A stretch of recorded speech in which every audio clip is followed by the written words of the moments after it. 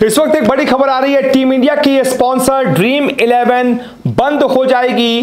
केंद्र सरकार इस पर रोक लगाएगी। जी हां, केंद्र सरकार बाकायदा लोकसभा में एक इसको बिल लेकर आई है रोकने के लिए। जो ऑनलाइन गेमिंग एप्स होती हैं जिसमें पैसे का लेन देन होता है, लोग पैसे जीतते हैं, इस पर रोक लगाने के लिए बाकायदा केंद्र सरकार लोकसभा में एक बिल लेकर आई है। क्या है इस बिल में? अगर यह बिल राज्यसभा से भी पास हो गया तो ड्रीम 11 जैसी बहुत सारी जो कंपनियां हैं वो हिंदुस्तान में बंद हो जाएंगी। ड्रीम 11 इंडिया में बंद हो जाएगा तो टीम इंडिया के स्पॉन्सर है ड्रीम 11, तो जाहिर सी बात है वहां से भी उसको फिर हटना ही पड़ेगा। क्या ये बिल है, क्यों आ रहा है, क्या इसके पीछे सरकार की सोच है, ये मैं आपको बताता हूं। दरअसल ये जितने भी फैंटेसी स्पोर्ट्स हैं जैसे ड्रीम 11, रमी, पोकर, ये सब बंद हो सकते हैं। 20 अगस्त यानी आज लोकसभा में promotion and regulation of online gaming bill 2025 पास हो गया है।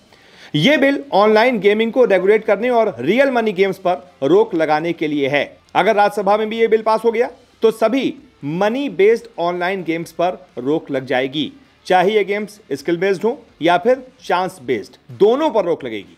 यानी सुप्रीम कोर्ट में जब ये मामला गया था तो ड्रीम 11 ये कहकर बच गया था कि तो स्किल बेस्ड है।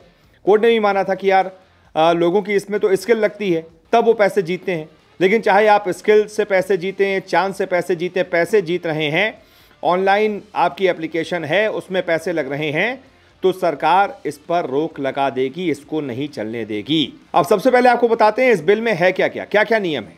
कोई भी मनी बेस्ड गेम ऑफर करना, चलाना, प्रचार करना गैर कानूनी होगा। अगर यह बिल पास हो जाता है तो इसमें क्या होगा कि कोई भी मनी बेस्ड गेम ऑफर करना, यानी पैसे अगर उसके पीछे पैसा है, यानी पैसे पर बेस्ड कोई भी गेम ऑफर करना या फिर चलाना या फिर प्रचार करना गैर कानूनी होगा हिंदुस्तान में। ऑनलाइन गेम खेलने वालों को कोई सजा नहीं होगी। अगर कोई रियल मनी गेम ऑफर करता है या उसका प्रचार करता है तो उसे 3 साल तक की जेल और 1 करोड़ रुपए तक का जुर्माना हो सकता है। वहीं विज्ञापन चलाने वालों को 2 साल की जेल और 50 लाख रुपए तक का जुर्माना हो सकता है। एक खास अथॉरिटी बनाई जाएगी जो गेमिंग इंडस्ट्री को रेगुलेट करेगी, गेम्स को रजिस्टर करेगी और यह तय करेगी कौन सा गेम रियल मनी गेम है। पबजी और फ्री फायर जैसे ई स्पोर्ट्स और सोशल गेम्स को सपोर्ट किया जाएगा। ये गेम्स बिना पैसे वाले होते हैं, इसलिए इन्हें बढ़ावा मिलेगा। सरकार का कहना है कि मनी बेस्ड ऑनलाइन गेमिंग की वजह से लोगों को मानसिक और आर्थिक नुकसान हो रहा है। कुछ लोग गेमिंग की लत में इतना डूब गए हैं कि अपनी जिंदगी की बचत तक हार गए हैं और कुछ मामलों में तो आत्महत्या तक की खबरें सामने आती रहती हैं।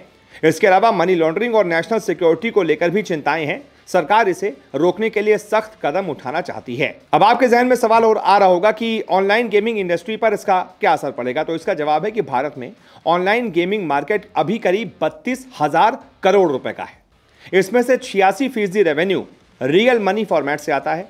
2029 तक इसके करीब 80,000 करोड़ रुपए तक पहुंचने की उम्मीद थी, लेकिन इस बैन से ड्रीम 11, गेम्स 24/7, विंजो, गेम्सक्राफ्ट जैसी बड़ी कंपनियां मुश्किल में पड़ सकती हैं।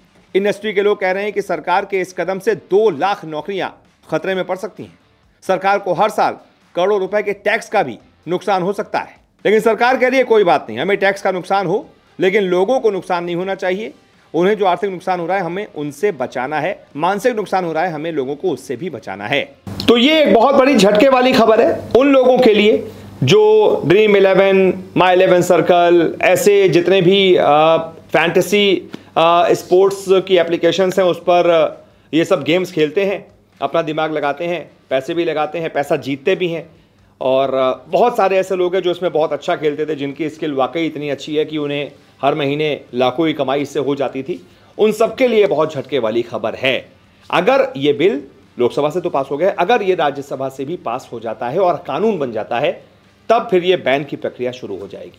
इस पर आपकी क्या राय है, कमेंट करके बताइए। इस वीडियो को देखने के लिए बहुत बहुत शुक्रिया।